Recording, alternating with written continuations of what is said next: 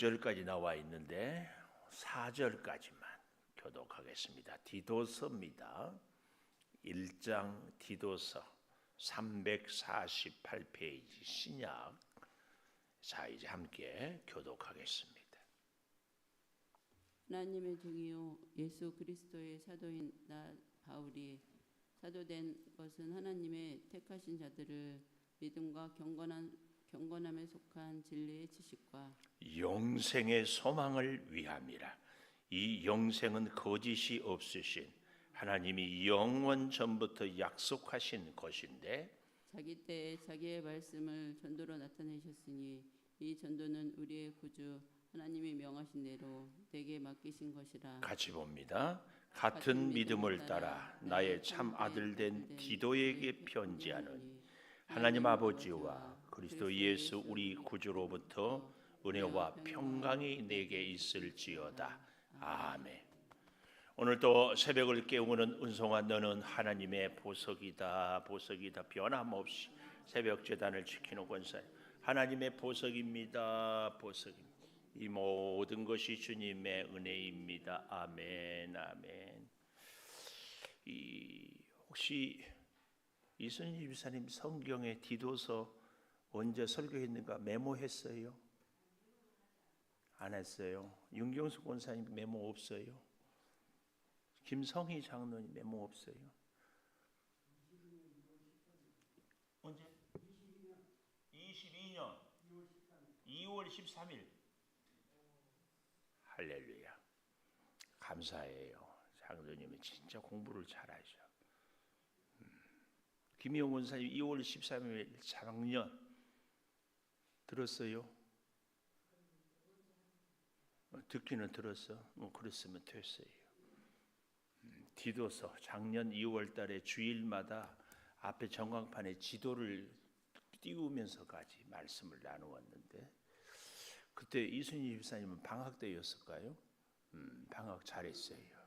가끔 방학도 하세요? 이제는 안 할게요. 그래야지 씩 웃는 것은 한다는 얘기예요. 안 한다는 얘기예요.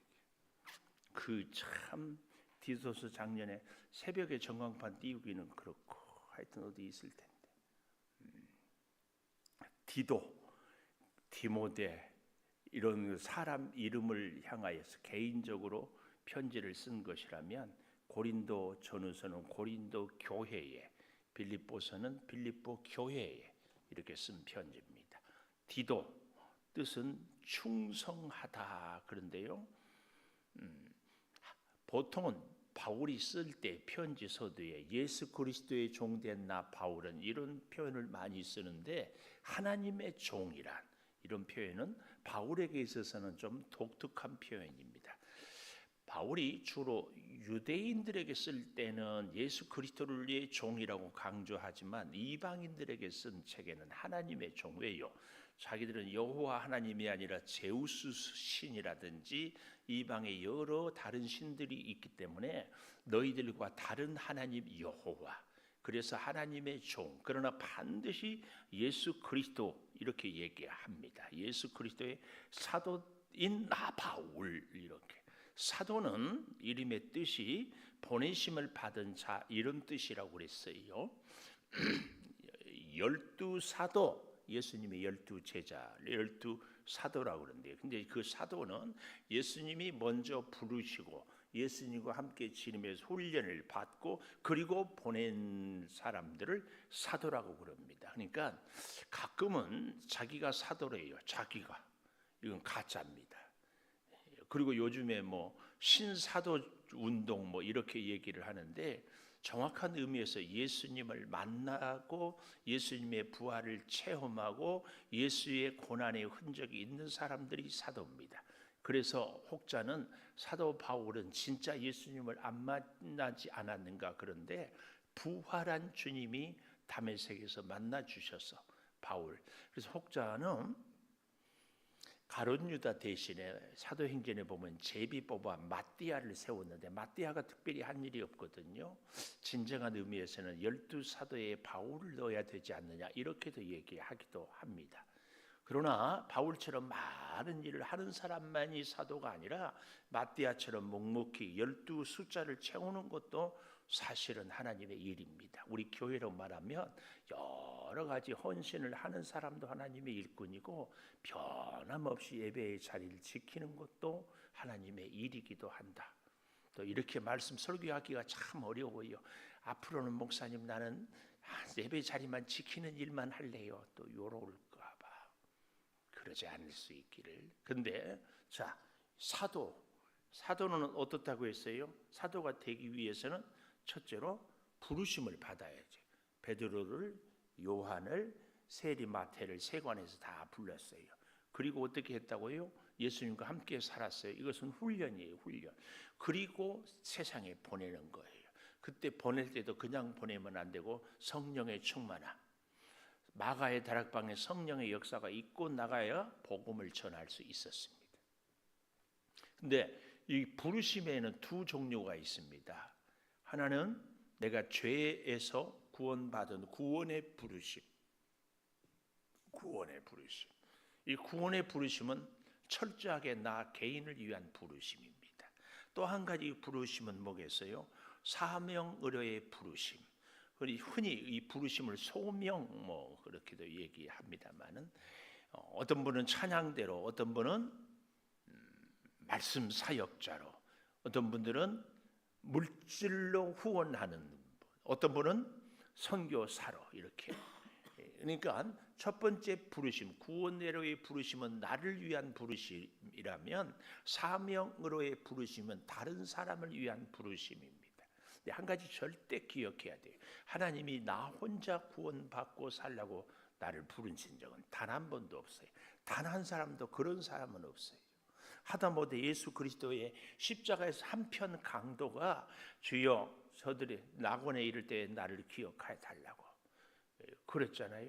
그러나 그 사람은 아무 누구를 전도한 것도 하나님의 일을 한 것도 없는 것 같지만 그 한편 강도의 고백을 통하여서도 우리 2000년이 지난 우리들에게까지도 끝까지 예수를 믿는 자는 구원을 받을 수 있다는 교훈을 주는 것으로 그 강도는 그 일을 또한 이웃을 위해서 하고 있다. 그래서 우리의 부르심은 두 가지다. 하나는 뭐라고요? 나를 위한 부르심. 또 하나는 이웃을 위한 부르심. 구원의 부르심이 나를 위한 부르심이라면 사명의로의 부르심은 이웃을 위한 부르심이다. 그래서 우리 사도가 되었다 이 말은요, 사실은 이웃을 위하여서, 믿지 않는 자들을 위하여서 사명을 감당하는 사람을 사도라 이렇게 얘기를 하요. 보냄을 받은 거예요. 보내는 자를 사도라고 한다. 그래서 예수 그리스도의 사도. 이 나 바울이 사도 된 것은, 그래서 참 재밌는 것은요, 성경을 보면은 한 문장을 딱 얘기해요. 그런데 그 문장에서 중요 단어를 뽑아서 그 단어를 설명하고 또 설명하는 단어 중에서 또 중요한 단어를 설명하고, 이게 우리 식당 한 편에 그려놨지요. 두 분씩 짝지고 이렇게 마인드 맵이라고 하는데 우리의 뇌 구조가 그래요. 하나님의 딱 주면은 거기서 중요한 것 이걸 얘기하고 여기서 중요한 것. 성경이 그래요. 성경. 그래서 여기 보십시오. 사도인 나 바울이 사도 된 것은, 사도된 목적이 뭐예요? 택하신 자들의 믿음을 위해서 사도가 되었고, 택하신 자들, 믿는 자들, 또 무엇을 위해서 사도가 되었어요? 경건함에 속한 진리의 지식을 위하여서 사도가 되었고, 세 번째로 왜 사도가 되었다고요? 영생의 소망을 위하여서, 믿음을 위해서, 진리를 위해서, 영생의 소망을 위해서 내가 사도가 되었다. 그러니까 우리도 하나님의 보내심을 받았다. 무엇을 위해서? 목적이 분명해야 되거든요. 보내심을 받았는데 목적이 없으면 안 돼요. 오늘 하나님이 나를 이 땅에 왜 살게 했는가? 하나님이 나를 왜 창조교회에 우리 양주 백석에 살게 했는가? 이 목적을 잘 알아야 돼요. 그저 나 혼자 배부리 먹고 살려고 보냈을까? 하나님은 절대 그런 분이 아니에요. 우리는 반드시 내가 구원받았으면 주님이 나에게 주신 사명이 꼭 있습니다. 꼭 있습니다. 꼭 있어요. 꼭 있어. 꼭 있어. 이걸 잘 기억해야 돼. 우리 인생이 왜 허무한가? 하나님이 주신 사명을 감당하지 않으니까 허무합니다. 허무하다. 해놓은 일이 없다. 왜요? 하나님이 주신 사명. 이 일에 충성을 하고 이 일을 감당해야 하나님이 주신 말할 수 없는 기쁨이 있습니다. 우리의 남은 시간 많지 않을지 모르지만 앞으로라도 꼭 그렇게 할 수 있기를, 하나님이 내게 주신 소명을 꼭 감당하기를 축복합니다. 꼭. 자, 그런데 보십시오.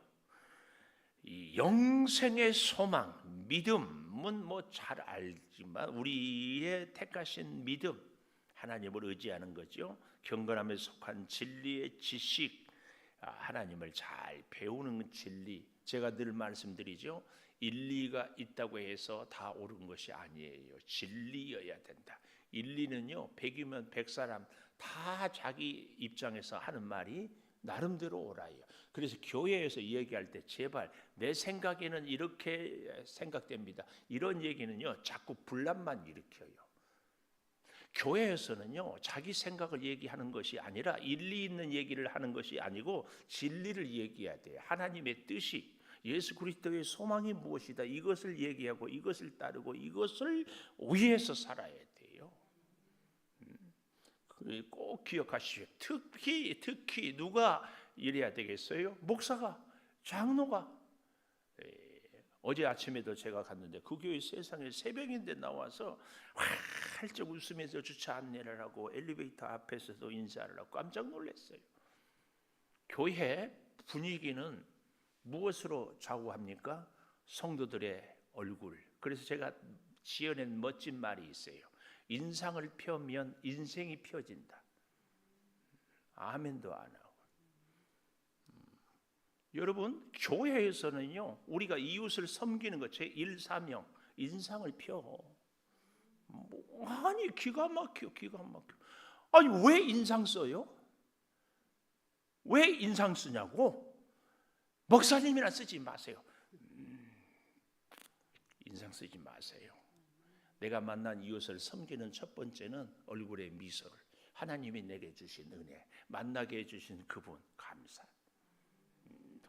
그런데 교회 분위기는 밝아야 됩니다. 교회 분위기는 밝다는 얘기는 불이 밝다, 건물이 밝다 이게 아니고 성도들의 표정이 밝아야 됩니다.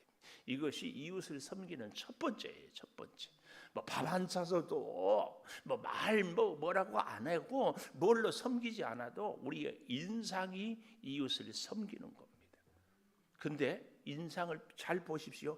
인상 쓰고 다니는 사람들, 나는 단 한 사람도 잘 사는 사람 못 봤어요. 제가 잘 산다는 얘기는 부자, 돈 많다 이런 얘기가 아니에요. 돈이 수천억이 있어서 인상 쓰고 사는 사람 누가 앞에서는 말하지 않을지 모르지만 뒤에서는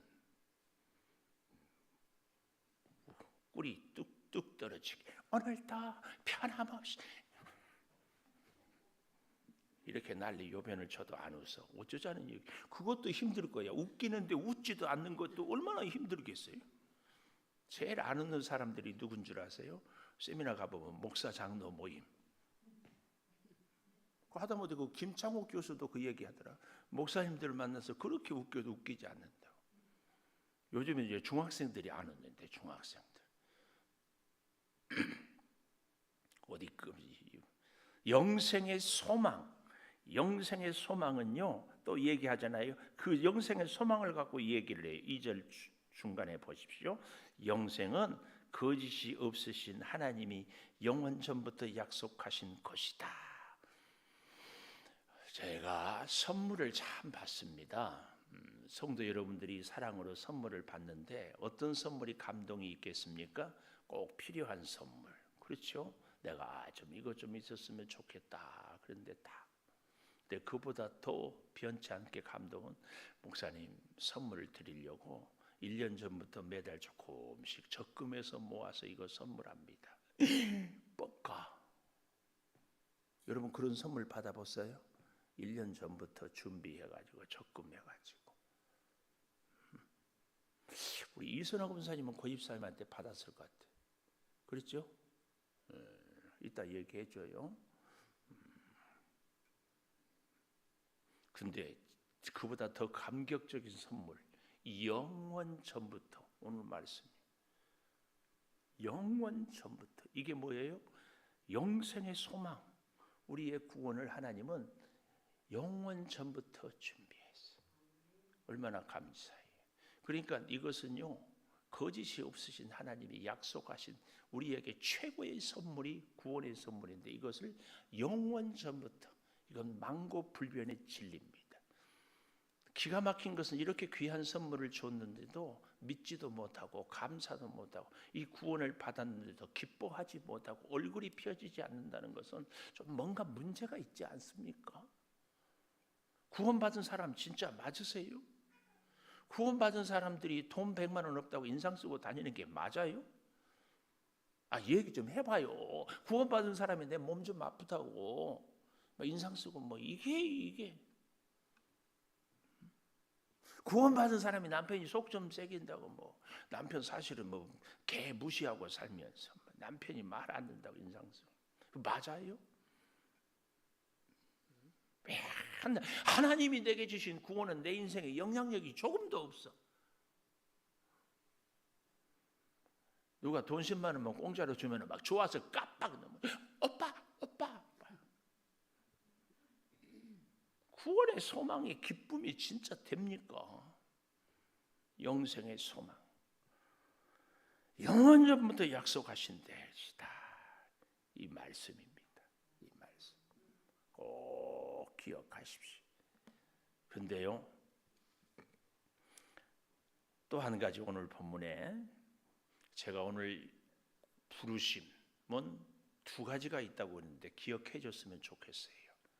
혹시 작년에 내가 설교할 때 말 안 했으면 다시 들으시고 부족하면 또 했던 얘기 또 하면 역시 너무 중요하니까 다시 듣게 해주시거나 이래야지. 목사님 설교 준비하기 싫으니까 한 얘기 또 한다. 내가 속이 막 불이 나와. 사실은 하나님의 말씀을 하고 또 하고 그래야지 그래도요, 한 얘기 또 하지만 저는 죽을 똥 싸고면서 설교 준비한지만 아세요. 그게 그냥 나오는 줄 아세요? 제가 그렇게 그냥 나오면 하나님에게 여러분 잊어버린 것 이상으로 저도 잘 잊어버려. 또 해야 돼. 여기 전도란 말이 나옵니다. 또 한 가지 3절에 자기 말씀을 전도로 나타냈다.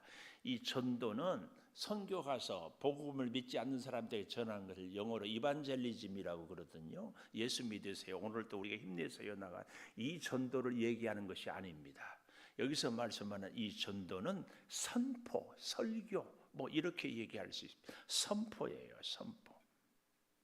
자기 말씀을 설교로 나타냈으니 이 설교는 우리 구주 하나님이 명하신 대로 내게 맡기신 것이다. 바울은 가는 곳마다 복음을 선포했어요. 근데요, 이 말씀에는요, 헬라어로 3가지가 있어요. 구원에는 2가지라고 했죠. 오늘 헬라어로 말씀은 3가지. 제가 이래서 사실은 신약보다는 구약이 설교하기가 훨씬 재밌고 쉬워요. 신약은 단어 하나를 깊이 연구하고 그걸 설명해야 되는데 그러다 보니까 딱딱하고 재미가 없어. 구약은 사무엘이 해가지고 다윗이 해가지고 넘어지고 죽을 뻔하다가 반역을 해가지고 다시 살아나가지고 듣는 분들도 이 얘기니까 재밌고 하는 나도 그냥 스토리인 거 재밌고. 근데 신약은 단어를 얘기하지 않으면 안 되거든요. 아까 처음에는 부르심에는 2가지가 있다. 하나는 나를 부르시고 하나는 이웃을 위해서 부르셨다. 말씀, 여기 오늘 전도는 말씀이다 그랬잖아요. preaching 영어로. 이 말씀에는 3가지가 있어요. 혹시 여러분 들어보았을 거예요. 로고스라는 로고스, 또 레마, 또 캐리그마. 이 3가지 뜻인지는 모르겠지만 그래도 들어본 적은 있을 거예요. 일반적으로 기록된 말씀을 로고스라고 그럽니다. 로고스. 이거 뭐예요? 자꾸 읽다 보니까 기록된 말씀이 여러분 나도 모르게 인격이 변해요. 생각이 변해요. 가치관이 변해요. 예수를 오래 믿어도 예를 들어서 새벽기도 안 하는 분들이 있어요. 그런데 말씀을 읽고 듣다 보니까 아하, 기도해야 되겠구나 깨달아지는 거예요. 예수를 오래 믿어도 자기 혈기가 죽지 않은 분들이 있어요. 그런데 더욱 기도하고 말씀을 읽다 보니까 아하, 혈기를 내가 다스려야 되겠구나. 그래서 내 인격이 빚어져요. 다듬어져. 모난 사람들이 어때요? 둥글둥글해져요. 그래도 아직도 변해야 될 것이 있지만 그래도 변하는 거예요. 모난 돌이 정맞는다. 그런데 모난 돌이 어때요? 겨울에서 수십 년, 수백 년 가다 보면 맨질맨질한 돌이 되잖아요. 우리 인격이 이렇게 말씀으로 다듬어져야 됩니다. 이 말씀이 로고스예요. 로고스. 우리의 인격을 다듬어요. 할렐루야. 그렇게 되기를 바랍니다. 말씀을 자꾸 듣고 배우고 깨닫고 그래서 강팍한 사람이 온유해지고 사랑이 부족한 사람이 풍성해지고 남에 대해서 과격한 사람이 아주 수용적이 되어지는 이 인격이 변해야 돼요. 저는 우리 창조교회의 역사만큼 우리의 인격이 변화되기를.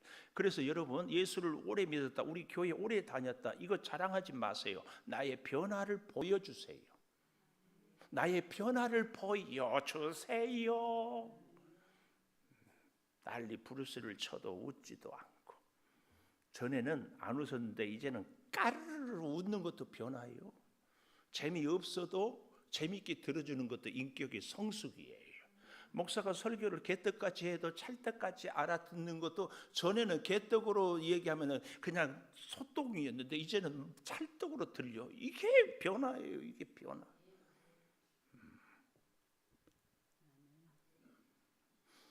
재미있는데 재미없는 척하고 있는 것이 얼마나 힘든 줄 아세요? 제가 지금 말씀을 몇 가지 했어요. 하나는 로고스를 하나만 했는가요? 두 번째 뭐예요? 레마. 레마는 그 말씀이 내한테 살아와 다가오는 거예요. 예를 들어 보면은 예수님이 갈릴리 호수에서 베드로의 배를 좀 띄우라고 말씀을 전했잖아요. 그 말씀을 듣고 이제 예수님이 베드로한테 뭐라고 그래요?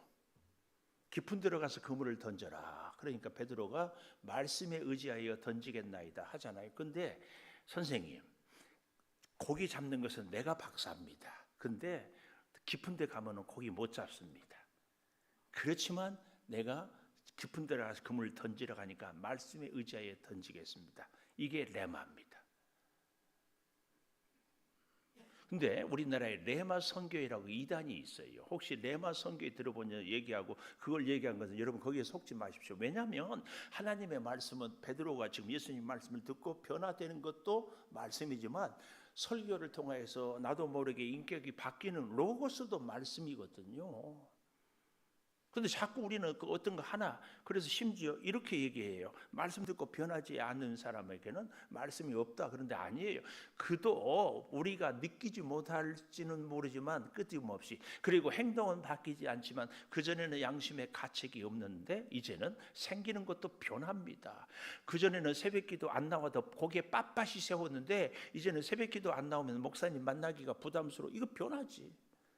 그리고 새벽기도 안 나온 것이 뭐 내가 뭐 어때 잠 잘 자는 것이 뭐 그랬지. 그게 아니고 왜요? 새벽기도는 근데 나를 위해서도 하지만 다른 사람을 위해서도, 교회를 위해서도, 나라를 위해서도 기도를 하는 거거든요. 아닌가요? 꼭 그렇게. 그러니까 말씀에는 로고스의 말씀이 있고 레마의 말씀이 있다. 기억하십시오. 또 한 가지 뭐라고요? 케리그마는 선포된 말씀이에요. 우리나라의 최초의 선교사들이 와서 말씀을 전했어요. 다 받아들였겠어요? 아니에요. 토마스 선교사는 대동강변에서 성경책 한 권 주고 목 베이면 죽습니다. 이게 그래도 예수 믿으라고 선포하다 보니까 어떻게? 예를 들어서 제가 설교를 하는데 이 말씀을 듣고 은혜를 받으면 감사한데 듣지 않아도 나는 할 일을 하는 겁니다. 선지자들이 그랬잖아요. 이게 캐리그마입니다. 그런데 그 선포를 통하여서 역사가 일어나거든요. 그러니까 성경의 말씀하면은 레마만 얘기하거나 로고스만 강조하거나 캐리그마만 강조하는 것이 아니라 이 세 가지가 다 같이 필요적절하게 성령의 역사로 나타납니다. 그래서 여러분 미안하지만 은혜가 안 돼도 자꾸 들어야 돼요. 이 듣는 사람하고 안 듣는 사람하고는 하늘 땅 차이예요. 기도도요, 기도하는 자리에 자꾸 나오는 사람이 훈련이 돼요. 그리고 기도를 하게 돼요. 이것이 말씀의 능력입니다. 오늘 여기 이 얘기는 바로 그 얘기입니다. 전도는, 자기 말씀을 전도라 말은 이반젤리뇨, 그냥 예수 믿으세요가 아니라 말씀의 선포요. 그 말씀에는 뭐가 있다? 로고스가 있고 레마가 있고 캐리그마가 있고. 이 캐리그마의 사무엘상 22장 30절에 보면 하나님을 너희가 멸시하니 나도 너희를 멸시하겠다. 이 말은 너희가 하나님을 인정하면 나도 너희를 인정하겠다.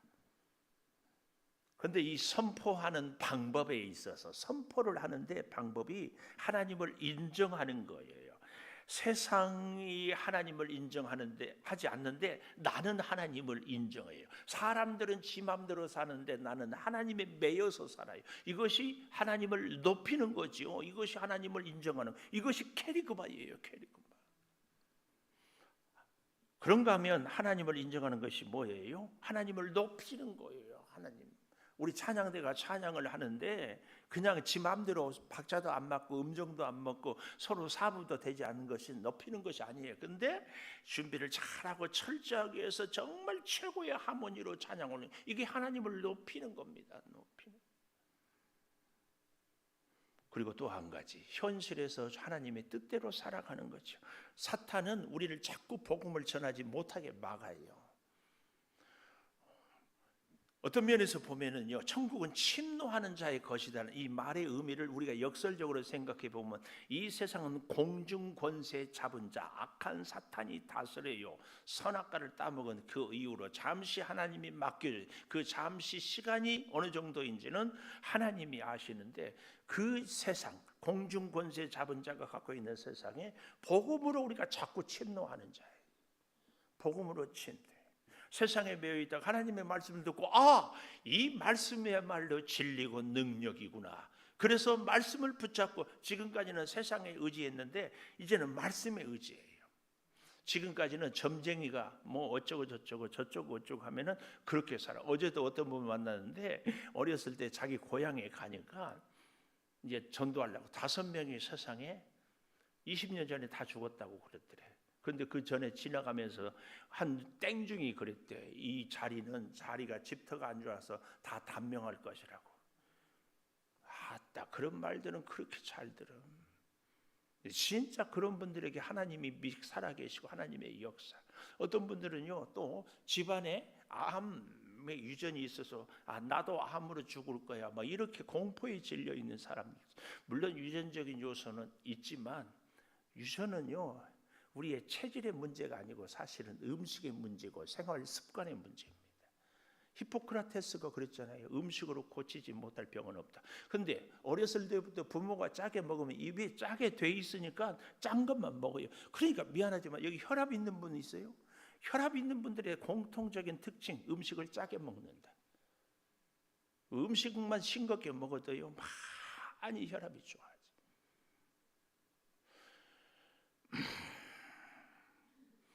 제가 지금 말도 안 되는 말씀을 전하는 겁니까?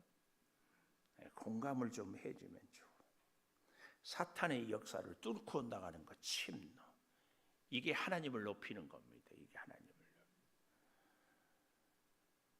오늘 저는 여러분에게 이런저런 말씀을 드렸는데 딱 한 가지만 기억하십시다.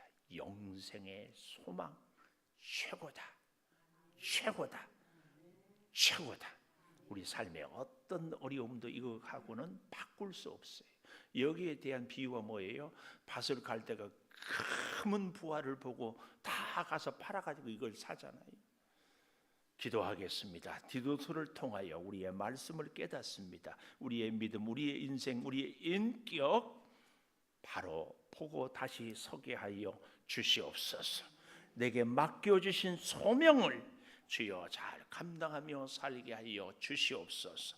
지금은 우리 주 예수 그리스도의 은혜와 아버지 하나님의 무한하신 사랑과 성령의 감동하심이 영원토록 함께 하시옵기를 간절히 축원하옵나이다. 아멘.